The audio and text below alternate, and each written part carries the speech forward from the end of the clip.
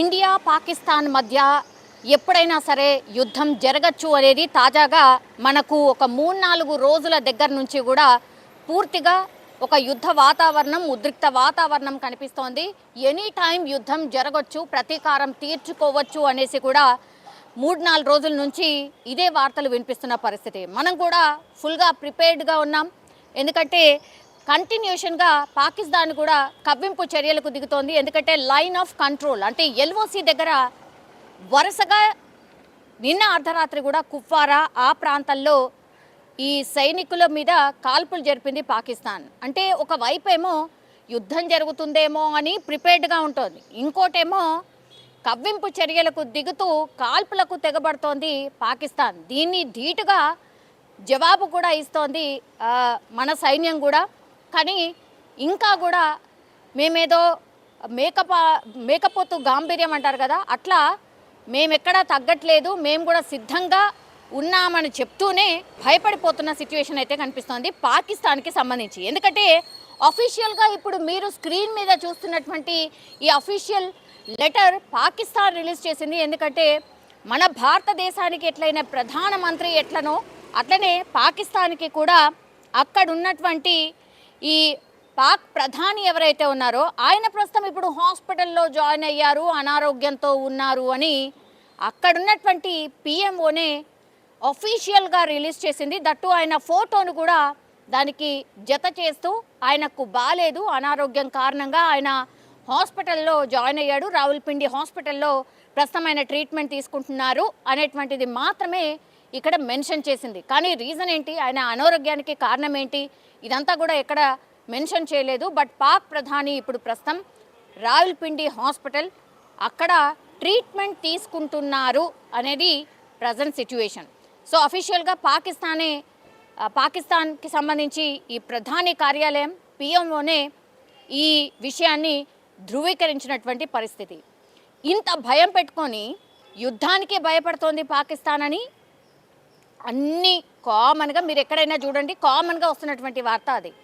ఎందుకంటే ఆ బలము లేదు, అట్లాగే ఆ దమ్ము లేదు, పాకిస్తాన్కి యుద్ధం చేసే దమ్ము లేదు. కానీ రెచ్చగొడుతూ అక్కడ ఉన్నటువంటి వాళ్ళు, ఈ రక్షణకు సంబంధించిన అధికారులు ఎవరైతే ఉంటారో వాళ్ళు, అట్లాగే మిగతా ఈ సెలబ్రిటీ హోదా ఉన్నటువంటి వాళ్ళు, అంటే కొంతమంది మాజీ క్రికెటర్లు, వీళ్ళంతా కూడా మన భారతదేశం గురించి అనుచిత వ్యాఖ్యలు చేస్తున్నారు. అంటే ఇష్టం వచ్చినట్టు మాట్లాడుతున్నారు.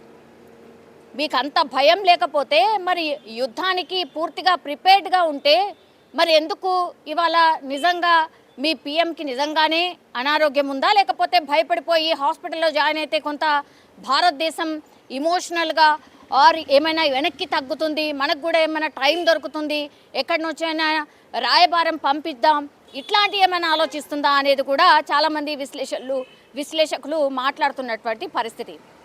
నిజంగానే పాక్ ప్రధానికి బాగాలేకపోతే ఏమైంది, మీ సైన్యం కావచ్చు, లేకపోతే మీ సైన్య అధికారులు కావచ్చు, మీ రక్షణ శాఖకు సంబంధించిన వాళ్ళు కావచ్చు, వాళ్ళందరూ యాక్టివ్గా ఉన్నారు కదా, రోజు మీరు కాల్పులు జరుపుతున్నారు కదా. మీ ప్రధాని మరీ మూర్చపోయి అసలు మాట్లాడలేని సిచ్యువేషన్ అయితే లేడు కదా, అక్కడి నుంచి కూడా ఆర్డర్ చేయొచ్చు, ట్రీట్మెంట్ తీసుకుంటూ కూడా ఆయన స్పందించవచ్చు. కానీ ఏదో జరుగుతోంది. క్లియర్ కట్గా పాక్ ప్రధానియే ఇప్పుడు అనారోగ్యంతో ఉన్నాడు కాబట్టి పాక్ డెఫినెట్లీ వెనక్కి తగ్గింది అనేది సింబాలిక్గా చెప్పినట్టే అని చాలామంది సామాన్యులు మాట్లాడుతున్నారు. అట్లాగే ఇంత భయం ఉంటే మరి కవ్వింపు చర్యలకు ఎందుకు దిగాలి, లైన్ ఆఫ్ కంట్రోల్లో ఎందుకు కాల్పులు జరపాలి, అట్లాగే ఎందుకు అక్కడ ఉన్నటువంటి కొంతమంది సో కాల్డ్ పీపుల్ ఎందుకని భారతదేశం గురించి తప్పుగా మాట్లాడాలి, ఎందుకు అని అంటే యాక్చువల్లీ మనకు తెలుసు, మనం కూడా పూర్తిగా ప్రిపేర్డ్గా ఉన్నాం. నిన్ననే 63,000 కోట్ల రూపాయలతో 26 రఫేల్ యుద్ధ విమానాల్ని కొనుగోలు చేసింది భారతదేశం. డైరెక్ట్ గవర్నమెంటే ఒక ఎంఓయు కుదుర్చుకుంది, ఆల్రెడీ సైన్ కూడా అయిపోయింది. ఇప్పుడు 26 రఫేల్ యుద్ధ విమానాలు మన భారతదేశానికి రాబోతున్నాయి. సో ఇవన్నీ వార్తలు వస్తున్నాయి కాబట్టి భయపడిపోయింది పాకిస్తాన్. అందుకే ఇట్లా ఏకంగా ఈ ప్రధాని ఆఫ్ పాకిస్తానే ఆయనకు బాలేదు, ఆయనకు ట్రీట్మెంట్ జరుగుతోంది, ఆయన హాస్పిటలైజ్ అయ్యాడు అని ఏకంగా అక్కడున్నటువంటి పాకిస్తాన్ పిఎంఓనే ప్రకటించిన పరిస్థితి కనిపిస్తోంది. షాబాజ్ షరీఫ్ ప్రస్తుతం ఆసుపత్రిలో ఉన్నాడు. ఆయన పాక్ ప్రధాని. మరి చూడాలి ఇది నిజంగానే జరిగిందా లేకపోతే మరి రీజన్స్ ఏంటి అనేది ఎక్కడ కూడా మెన్షన్ చేయలేదు. కానీ పాకిస్తాన్ భయపడింది కాబట్టే ఇప్పుడు ఈ వార్త బయటకు వచ్చింది అనేసి మనకైతే అర్థమవుతోంది.